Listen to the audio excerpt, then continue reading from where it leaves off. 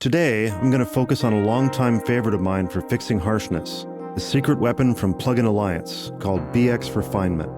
And it's often on sale for as low as $29. Could it be a simple, affordable alternative to things like Soothe 2? Let's find out. But first, please like and subscribe.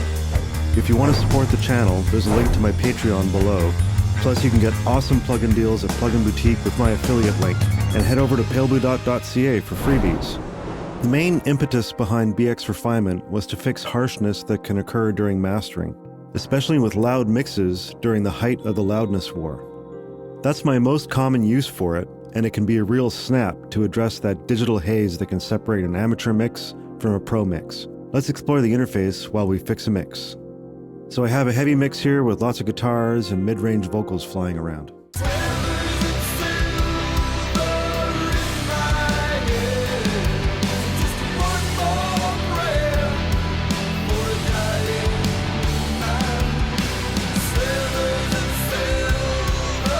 So the first thing you want to do is adjust the damping dial.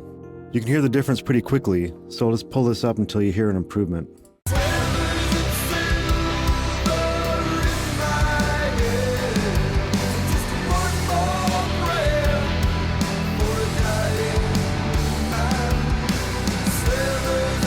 And what's really useful here is they have a solo button here so you can hear what frequencies are being affected.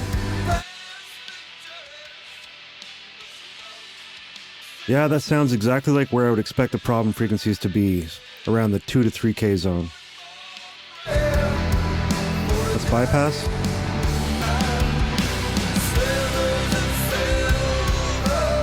Okay, so you can really hear that almost white noise tone come back when I bypass.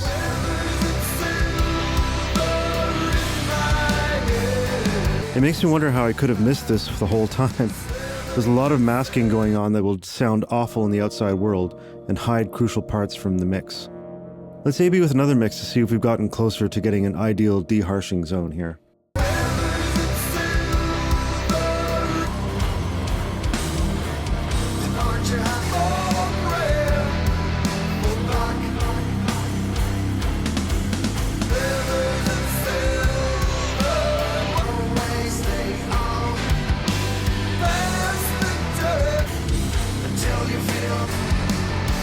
I have to say, BX Refinement got this mix much closer to the reference than before.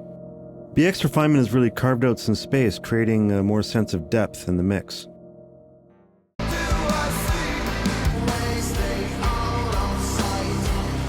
This is funny because now I'm hearing a resonance in the commercial master now.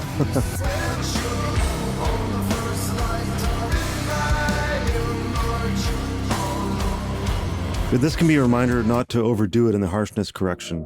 You're always going to have some resonance with guitars, and that can be a crucial part of the tone as well, so use your judgment.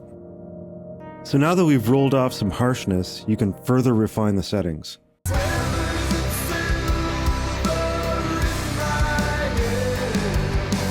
If you want the de-harshing to be more focused on a narrow frequency range, you can choose between soft and hard. In this mix, it doesn't seem to make much of a difference.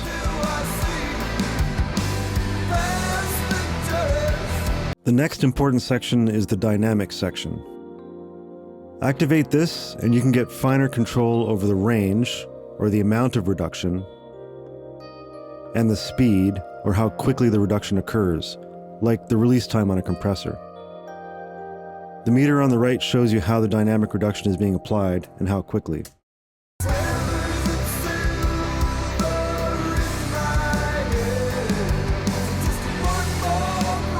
When I turn this on, it sounds a little darker, so it sounds like it's working more heavily. I find if I increase the speed and lower the range, it gets it back to a more reasonable setting.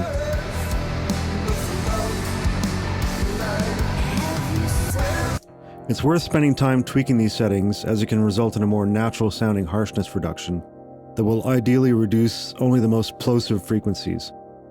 Again, you can solo to hear what it's doing.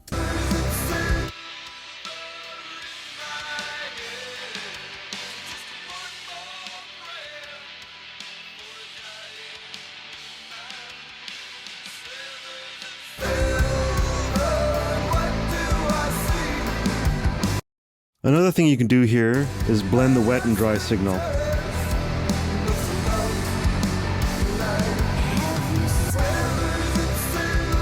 A good technique to try is to exaggerate the harshness correction, then mix in some of the dry signal for a more natural tone.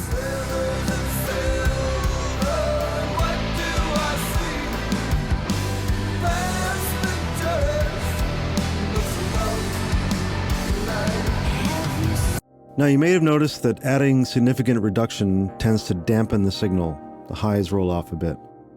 This is really obvious at high settings. So to counter this, they added a presence band to add some sheen back into it. This is a tuned high shelf filter that is designed to actually be exaggerated and work in concert with the dampening section and dynamics. In other words, you can lean in hard on the damping to reduce harshness and make up the highs with a presence dial. Let's hear it in action.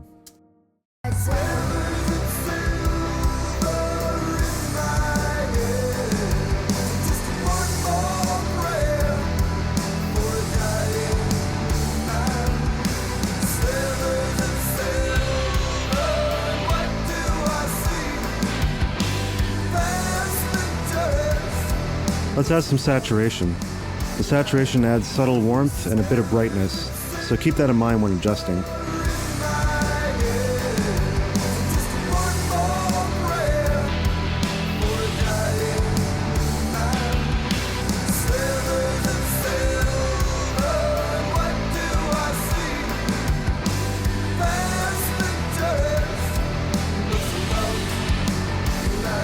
There. I think this has turned into a really smooth, analog-sounding master now.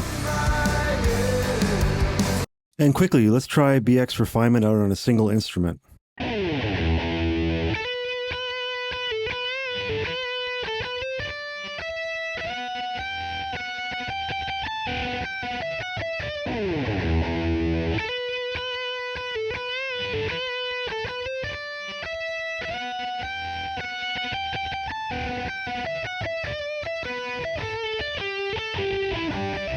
And there you go, with a single turn of a dial, you've got a cleaner guitar part that can sit in your mix without grating, masking frequencies.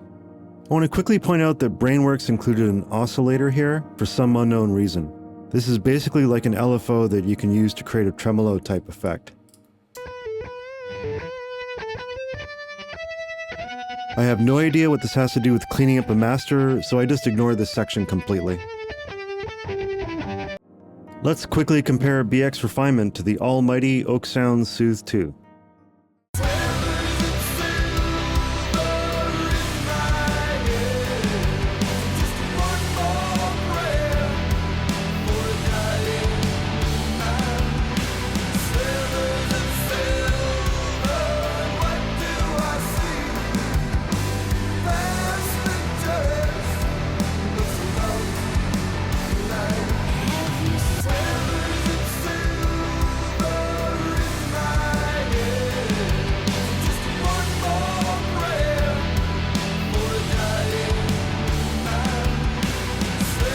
Soothe doesn't seem to be pulling out as much from the mid-range as BX Refinement. I'm going to boost the mid-range, forcing Soothe 2 to clamp down harder in that range.